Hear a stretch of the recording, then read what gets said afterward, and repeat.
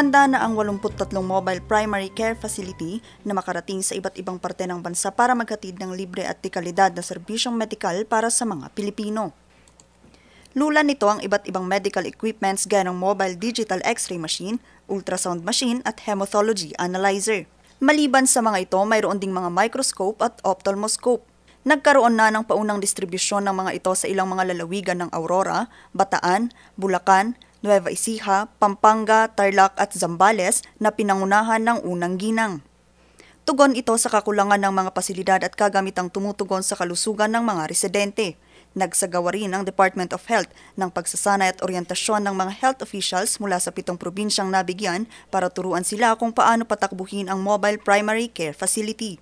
Inihayag din ng unang ginang na pagsapit ng 2025, ibibigay na ni Pangulong Ferdinand Marcos Jr. ang mga mobile clinic sa 1,500 municipalities sa buong bansa sa pamamagitan ng DOH.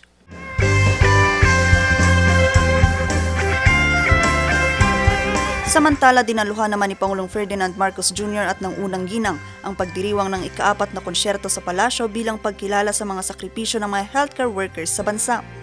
Sobrang nagagalak ang puso namin at saka napakasarap sa pakiramdam na maimbitahan kami sa ganitong napaka-espesyal na event, lalong-lalo na dito sa Malacanang. Nakaka-boost siya ng pakiramdam kasi 'di ba, yung pagod okay na yun sanay na kami doon, yung pagmamalasakit sa ating mga kababayan. Nandun na kami sa ganong hindi kami actually naghihintay ng kapalit.